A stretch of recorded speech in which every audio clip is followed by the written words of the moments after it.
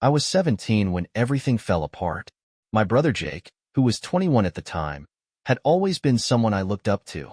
He was the cool older brother, the guy who had friends over all the time, who let me borrow his stuff even when I forgot to ask, and who always covered for me when I screwed up.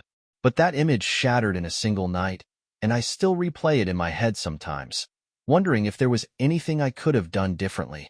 It started with an argument. Well, their argument. Jake and his girlfriend, Hannah, were in the living room, voices raised loud enough to cut through the closed door of my bedroom. I didn't want to eavesdrop, but it's not like I could avoid hearing them.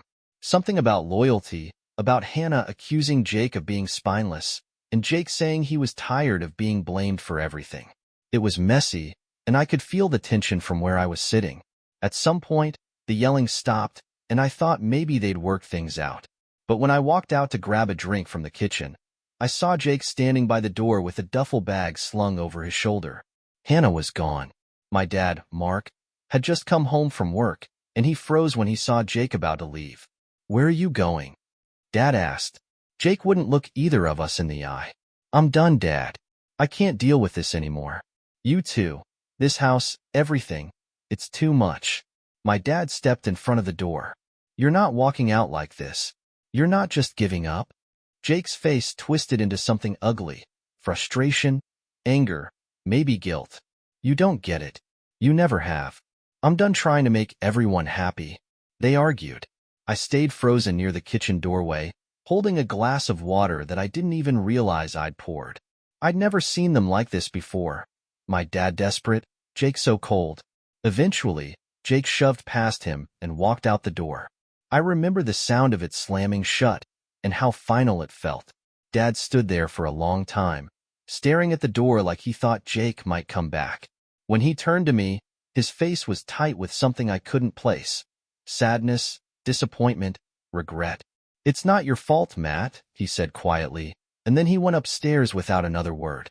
After that night, everything felt different. The house was quieter. Meals felt emptier.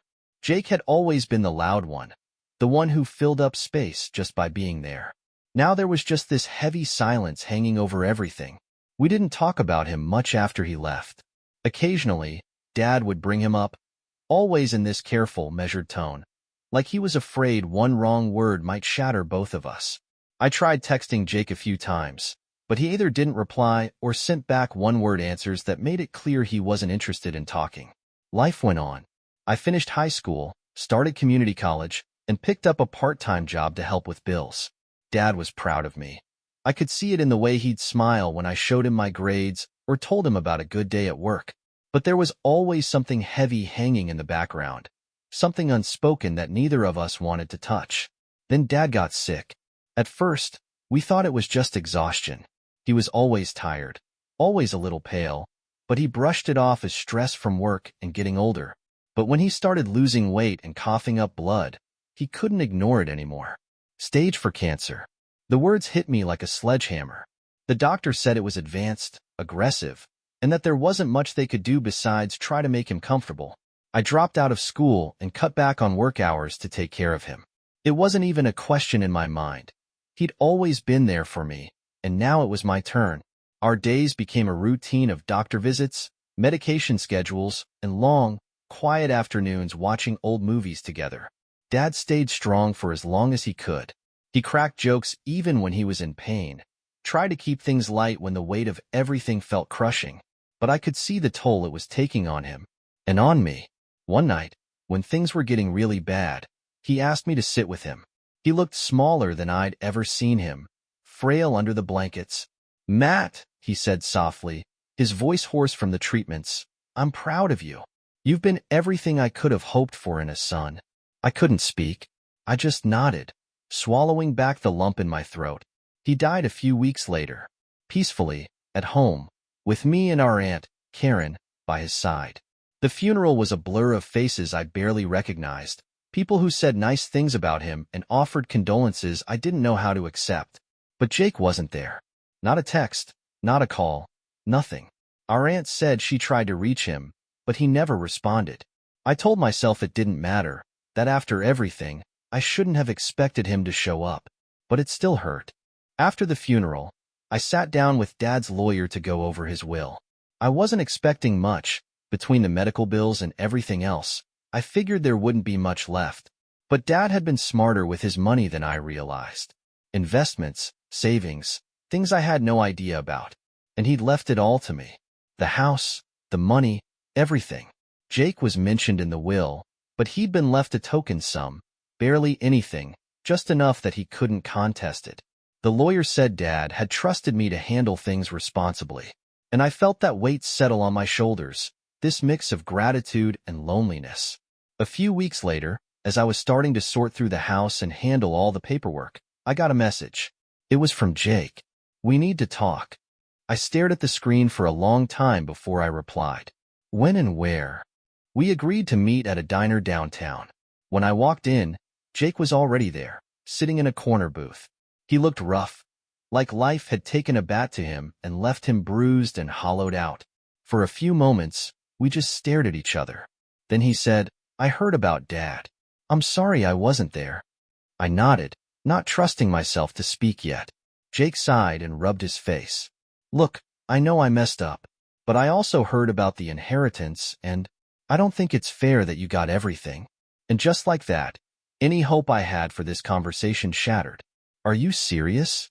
I said, my voice sharp. "That's what you wanted to talk about? The money?" Jake flinched but didn't back down. "I'm struggling, Matt. I just thought, maybe, you could help me out." The anger that had been simmering in me for years started boiling over. "You had years to come back, to call, to visit. You didn't even show up when Dad was dying, Jake. And now you're here because you want money?" His face twisted, and for a second, I thought he might apologize. But instead, he just said, "You're just like him, always holding grudges." I stood up, shaking with anger. "No, Jake, I'm not holding a grudge. I'm holding you accountable." I walked out of the diner, leaving him sitting there with whatever excuses he was planning to make next. And for the first time in a long time, I felt like I'd done something right. A few days after that meeting with Jake, I couldn't stop replaying our conversation in my head. The way he looked, worn down, bitter, was so far removed from the older brother I used to know. But every time I started feeling even a shred of sympathy, I'd hear his voice in my head, saying he deserved a piece of Dad's inheritance. That snapped me right back to reality. Whatever struggles he'd been through, they didn't erase the fact that he'd abandoned us when we needed him most. I threw myself into handling Dad's affairs. Selling the house was the hardest part. Every room held a memory. Dad cooking breakfast in the kitchen, us watching football in the living room, the sound of him humming some old song while fixing something in the garage. I felt like I was erasing him with every box I packed. Our Aunt Karen came by often to help, and sometimes she'd try to bring up Jake, but I shut those conversations down before they went anywhere. One night, after a long day of sorting through paperwork and dealing with the realtor, I got home to my tiny apartment and saw Jake had messaged me again. It was longer this time. He said he regretted how things went at the diner and wanted to explain himself properly. He asked if we could meet again, somewhere quieter, just the two of us. Against my better judgment, I agreed. We met at a park this time, somewhere neutral and open, where I could walk away if things went south again. Jake was already sitting on a bench when I arrived, staring at the ground. When he looked up and saw me, he smiled faintly, but it didn't reach his eyes. "Thanks for coming," he said quietly. I stayed standing for a moment before sighing and sitting down at the far end of the bench. "What do you want, Jake?" He rubbed his hands together, staring at them like he was trying to find the right words somewhere in his palms. "I screwed up, Matt. I know I did. I should have been there for Dad. I should have been there for you. But things got messy, and I didn't know how to fix it. I didn't respond. I just waited. Hannah and I. It wasn't what you thought," he continued. "She wasn't good for me, yeah, but it wasn't just her. I was angry at Dad, angry at myself. I felt like no matter what I did, I was always the screw-up. And instead of facing it, I ran away. I thought if I cut ties, if I left, I could start over somewhere else. But it didn't work. Nothing worked." His voice cracked a little at the end, and for the first time, I felt a flicker of something. Pity, maybe, sadness, but I couldn't let myself lean into it. "So what now?" I asked. Why are you here, Jake? Do you actually want to fix things? Or are you just here because you're broke and heard I got Dad's money? He winced. It's not like that, isn't it?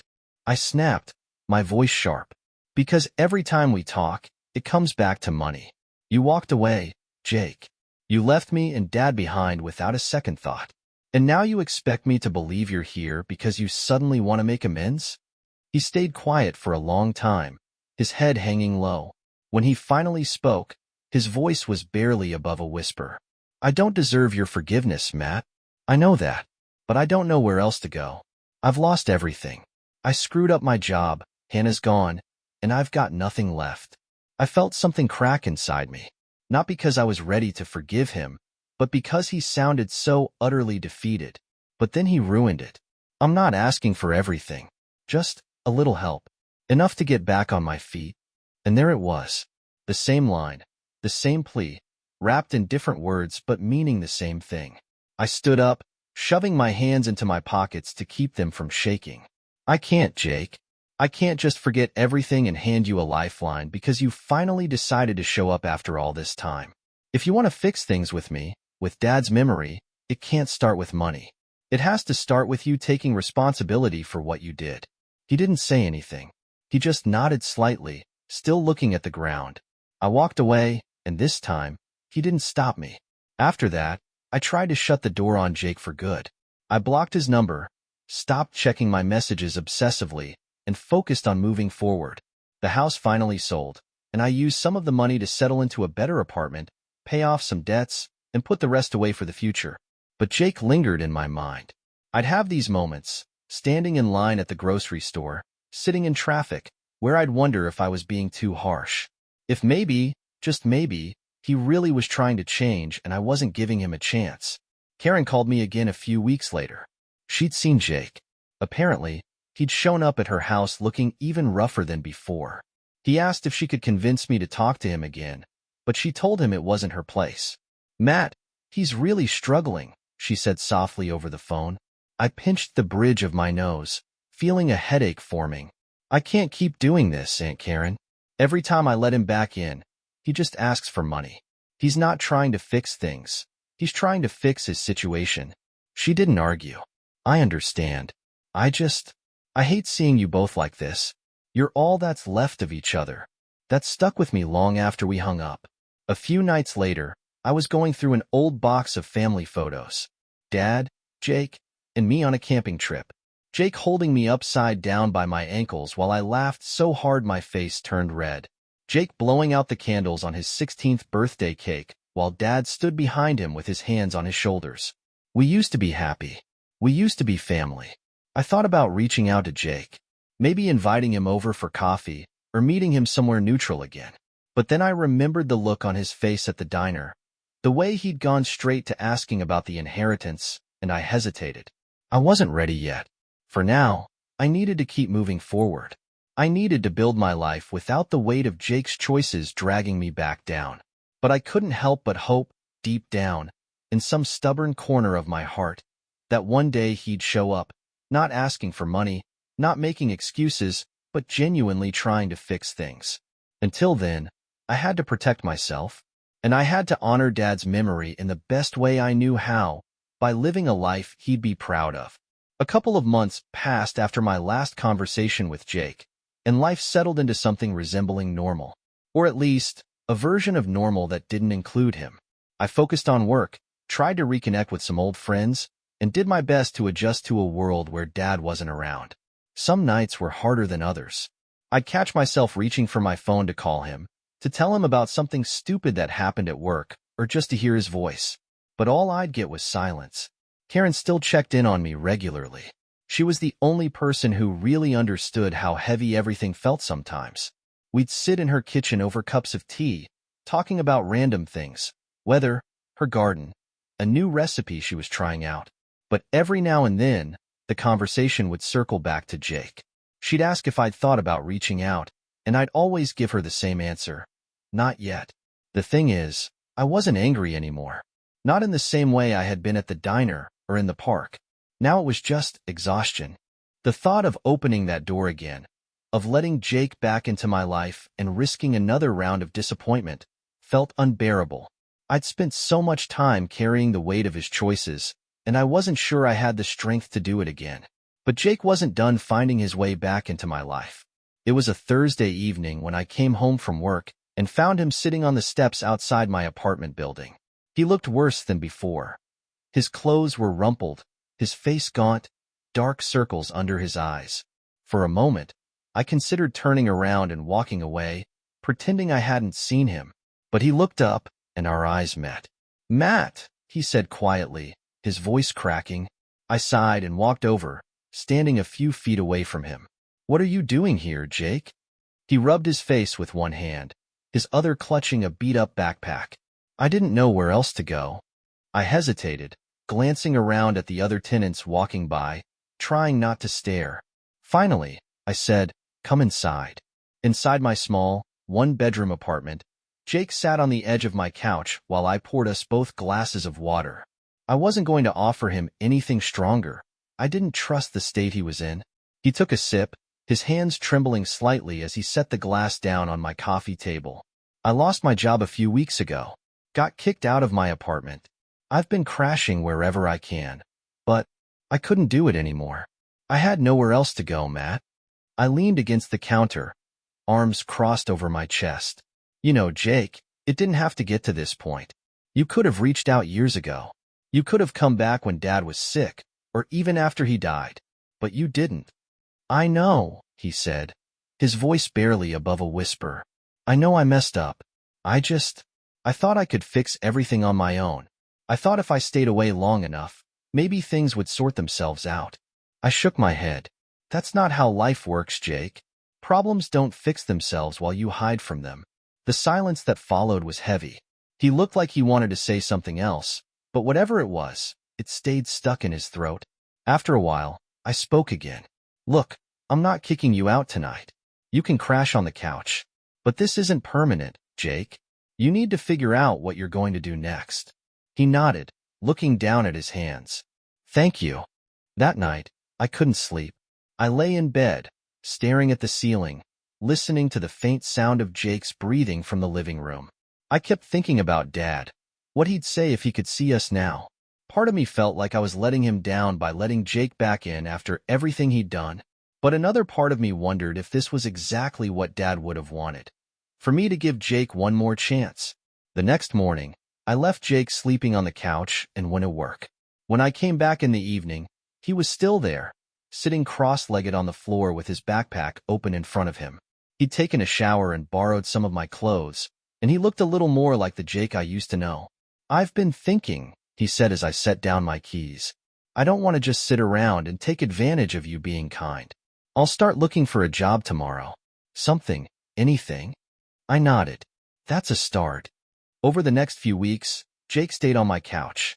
True to his word, he started looking for jobs, though it was clear the process was wearing him down. He'd come back from interviews looking defeated, muttering something about overqualified or underexperienced. Still, he kept trying. We started talking more, little by little. At first, it was surface-level stuff, weather, sports, random stories about people we both used to know. But eventually, the deeper conversations started creeping in. One night, while we were eating takeout on the couch, Jake put down his fork and looked at me. "I think about him every day, you know," he said. "Dad." I stayed quiet, letting him talk. "I think about all the times I ignored his calls. All the times I could have turned around and come back, but I didn't. I don't know if he would have forgiven me, but I wish I'd tried." For the first time, I felt like he was being honest. Not just with me, but with himself. "He would have forgiven you," I said softly. "He always wanted you to come back. He never stopped hoping you would." Jake nodded, his eyes glossy. "I'm sorry, Matt. For everything. For leaving you alone to deal with all of this. For not being there when you needed me most. It wasn't a magic fix. It didn't erase the years of hurt or suddenly make everything okay. But it was something. A start, maybe." A month later, Jake got a job. It wasn't glamorous, a warehouse gig that paid just enough for him to start saving up, but he was proud of it. He moved out not long after, into a tiny studio apartment across town. We stayed in touch this time. Regular texts, occasional dinners. It's not perfect. There are still moments where I feel that old bitterness creeping in. Moments where I wonder if Jake is really going to stick around this time, or if he's going to disappear again the second things get tough. But he's trying. And for now, that's enough. Sometimes I catch myself thinking about Dad, about what he'd say if he saw us now. I think he'd be proud of both of us, in his own quiet way. And while I'll probably never have the same relationship with Jake that we had when we were kids, I'm starting to believe that maybe, just maybe, it's not too late for us to build something new. The weeks after Jake moved out were quieter than I expected. At first, it felt like a relief not to have him sleeping on my couch, taking up space in my tiny living room, or leaving half-empty mugs scattered around the apartment. But eventually, the quiet started to feel heavy.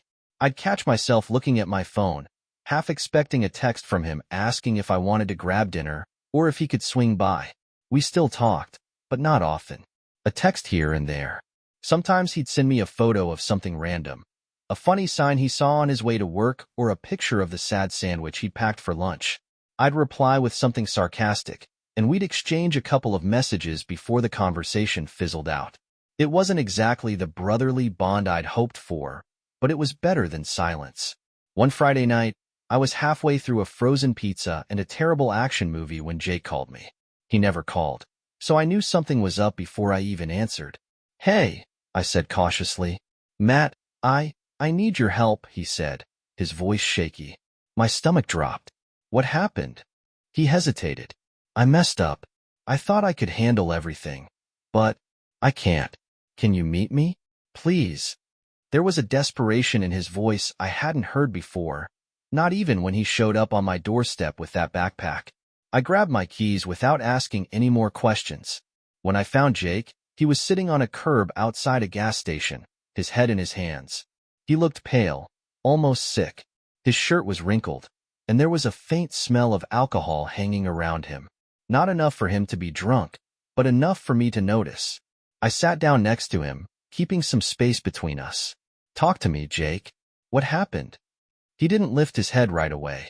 When he did, his eyes were bloodshot. "I was doing okay for a while, you know? The job, the apartment. It wasn't much, but it was mine. But then I screwed up at work. I was late a few times, and my boss was already looking for a reason to let me go. They fired me yesterday." I felt my shoulders tense, but I stayed quiet. "And then rent's due next week, and I don't have it." I don't know. I thought I'd figure something out. But I can't. I'm out of options, Matt." I let out a slow breath, trying to keep my voice steady. "Why didn't you call me yesterday when it happened?" He shrugged weakly. "I was embarrassed. I didn't want to drag you into my mess again. But then, I didn't know what else to do." There it was again, that familiar feeling of being stuck between sympathy and frustration. I wanted to shake him, to tell him this was exactly what I was afraid of when I let him back into my life. But at the same time, I couldn't leave him there, sitting on that curb with his head in his hands. "Come on," I said finally. "Let's get out of here." I took him back to my apartment. He barely said a word on the drive, staring out the window like he wasn't really seeing anything. When we got inside, he sat on the couch and stared at his hands while I paced the length of the room. "Okay," I said after a few minutes. "First, you're going to stay here until we figure this out. But this isn't going to be like last time, Jake. You need to understand that." He nodded quickly. "I get it. I do. I'm not going to let you down again, Matt." The next morning, Jake was already awake when I came out of my room. He was sitting at the kitchen table, staring at a blank sheet of paper with a pen in his hand. "What are you doing?" I asked. "Writing down a plan," he said without looking up. "Jobs I can apply for, stuff I can sell, ways to start over." It wasn't much, but it was something. Over the next few weeks, Jake threw himself into trying to get back on his feet. He applied to jobs every day, sometimes 5 or 6 at a time. He picked up a few odd gigs, helping someone move furniture, painting a fence, stuff like that. It wasn't stable, but it was enough to keep him going. I started to notice small changes in him. He was waking up early, making his bed, even offering to cook dinner some nights. One evening, after we finished eating, he cleared his throat and said, I've been thinking about Dad a lot lately. I set down my fork. Yeah, I was such an idiot, Matt. I let my pride get in the way. I let Hannah get in my head, and I walked away from the only people who ever really cared about me. His voice was steady, but I could see how hard it was for him to say it out loud. Dad would have forgiven you, I said quietly. He was waiting for you to come back, Jake. He wanted that more than anything. Jake nodded slowly. I wish I could tell him I'm sorry. We sat there for a long time, neither of us saying much. But something felt different, like a weight had shifted between us. Eventually, Jake got another job. It wasn't glamorous, a warehouse gig again, but it was steady, and it paid enough for him to start saving. He moved back into his tiny apartment a month later, but this time it felt different. He didn't disappear. He'd text me updates about his job, random photos of something he thought was funny, or just a simple, "How's your day going?" One Saturday, we decided to visit Dad's grave together. It was a cold, overcast day, and neither of us said much as we stood there, staring at his name etched into the stone. After a while, Jake crouched down and placed a small bouquet of flowers at the base of the headstone. "I'm sorry, Dad," he said, his voice cracking. "I'm so sorry for everything." I put a hand on his shoulder, and for the first time in years, it felt like we were on the same page. When we left the cemetery, Jake turned to me. "I'm not going to screw this up again, Matt. I promise." And for once, I believed him. Things aren't perfect between us. There are still moments of awkward silence, conversations that feel stilted, and days when I wonder if we'll ever fully close the gap between us. But we're trying. And maybe that's enough for now. Dad would have wanted this. Not perfection. Not some grand reconciliation scene out of a movie. Just effort. Just two brothers trying to be there for each other, even when it's hard. For the first time in a long time, it feels like we might actually get there. Jake and I settled into something that almost felt normal. It wasn't the kind of relationship we had when we were kids, but it was steady. He stayed in touch, checked in with me regularly, and for the first time in years, it felt like he was actually trying. I'd get random texts from him, a photo of some half-burnt grilled cheese he made, a sarcastic comment about his boss, or just a quick, "Hope you're doing okay." And I'd respond, sometimes with a joke, sometimes with something more genuine. It wasn't perfect, but it was better than silence. One weekend, Jake invited me over to his apartment. It was a tiny one-bedroom with furniture that looked like it had been scavenged from a dozen garage sales, but it was clean, and it felt lived in. He'd even put up a couple of photos, one of us as kids with Dad at some beach, another of just Dad sitting in his old recliner with a tired smile on his face. I don't know why, but seeing those photos hit me harder than I expected. "Nice place," I said, dropping onto his couch. Jake laughed, running a hand through his hair. "It's a dump, but it's my dump." He cooked dinner. Spaghetti, because that's about all he knew how to make without setting something on fire. And we ate on the couch, plates balanced on our knees. At some point, we started talking about Dad again. It's funny how his name always lingered between us, like something we were both scared to say out loud too often. "Do you remember when Dad tried to build that treehouse for us?" Jake asked, twirling spaghetti around his fork. I laughed. "Yeah, he spent an entire weekend swearing at a pile of wood and instructions that didn't make sense. And then it rained halfway through, and we ended up with what was basically a very dangerous wooden platform." We both laughed, and for a second, it felt like we were kids again. Two brothers cracking jokes about our dad and the ridiculous things he'd do to make us happy. But then the laughter faded, and Jake set his plate down. "I think about those days a lot," he said. "Back when things were simple." I nodded, not trusting myself to speak. "Matt, I'm trying. I swear I am. But sometimes I feel like no matter what I do, it's not enough to make up for everything." "It's not about making up for everything, Jake," I said after a moment. "You can't erase what happened. You can't go back and fix it. All you can do is show up now. And you're doing that." He looked at me for a long time before nodding. "Thanks, man." After that night, things felt a little more solid between us. We weren't just skimming the surface anymore. We were actually starting to rebuild something real. Jake even came over to my place a couple of times, and we started a loose tradition of watching crappy action movies on Friday nights. It felt good. But life has a way of testing you right when you start to think things are okay. It was a Tuesday afternoon when I got a call from Jake's boss at the warehouse. The guy sounded annoyed, like he'd been dealing with a headache all day. "Your brother got into an accident," he said bluntly. My stomach dropped. "What happened? Is he okay?" "He's fine. Just banged up a little." But he was driving the forklift and wasn't paying attention. Took out half a pallet of inventory. I had to send him home. I thanked the guy and hung up, already grabbing my keys.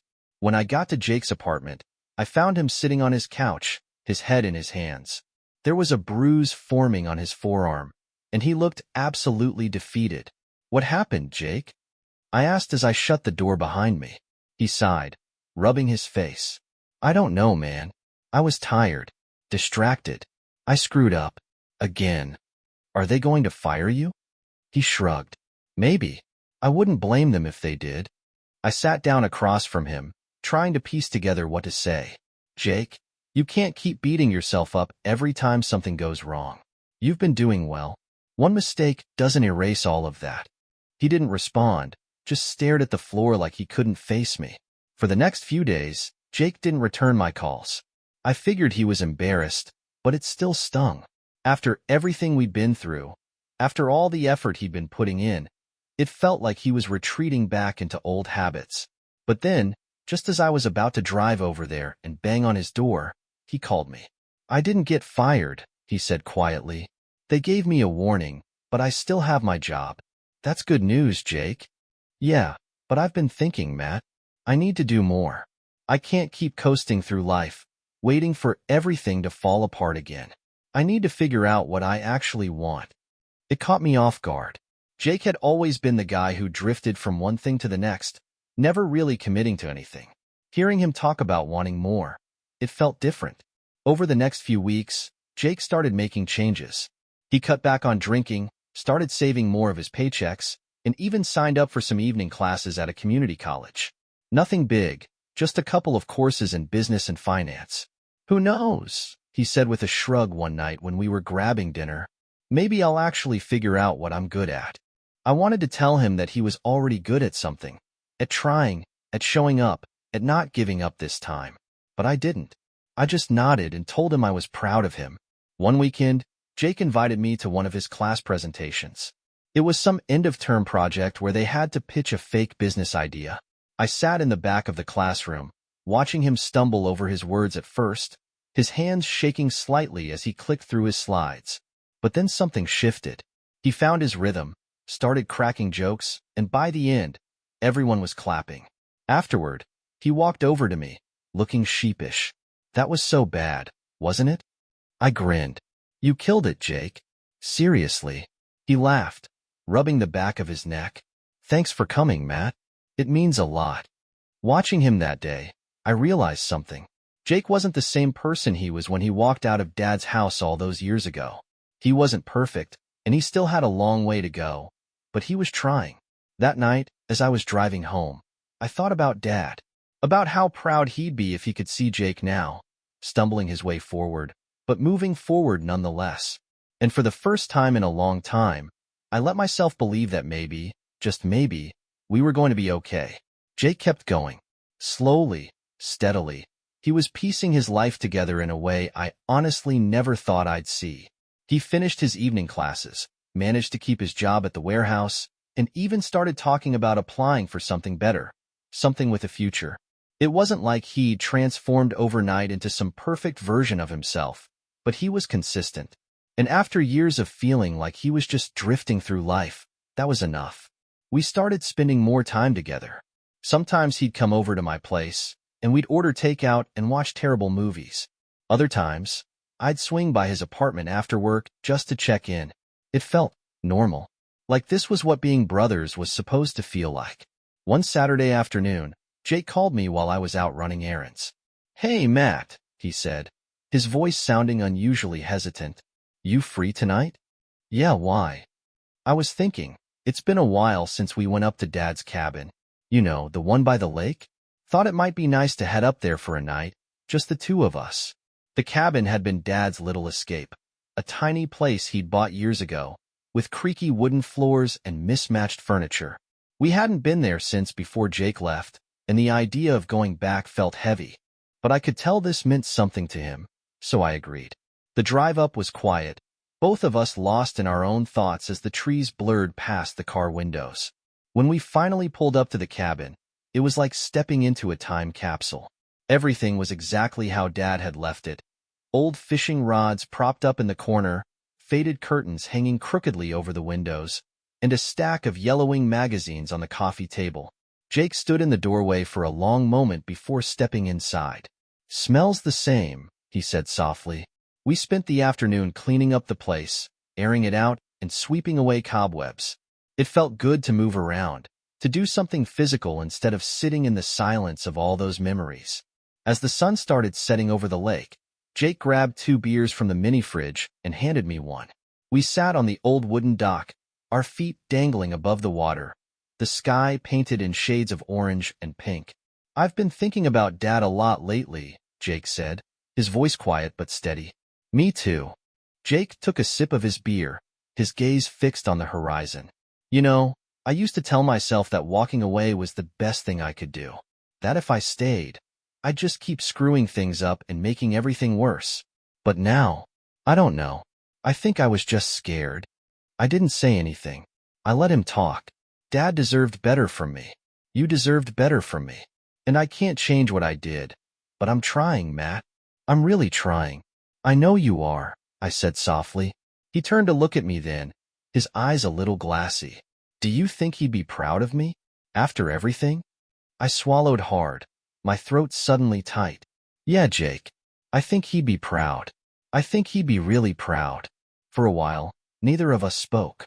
We just sat there, listening to the gentle sound of water lapping against the dock, the distant call of some bird in the trees.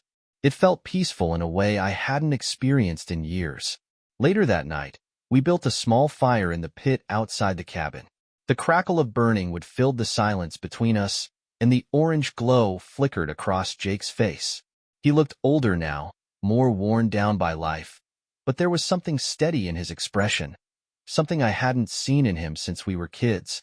"I've been thinking about doing something different," he said after a long stretch of quiet. "Something better. Maybe going back to school properly this time.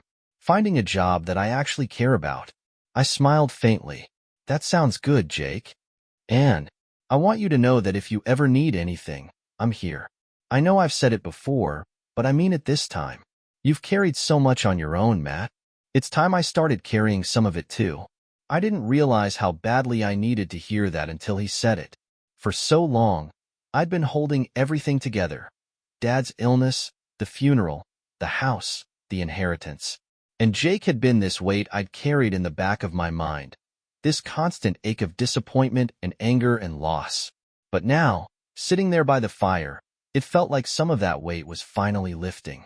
The next morning, we packed up the cabin, locked the door, and drove back to the city.